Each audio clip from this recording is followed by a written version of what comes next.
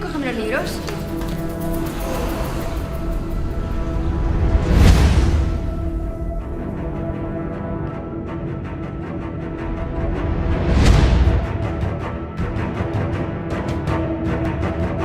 Will, ya sé lo que está pasando.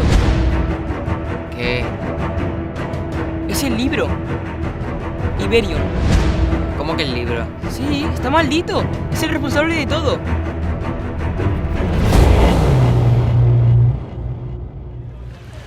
Cada vez que lo leo me pasan cosas buenas, pero cuando no lo leo en todo un día ocurren cosas horribles.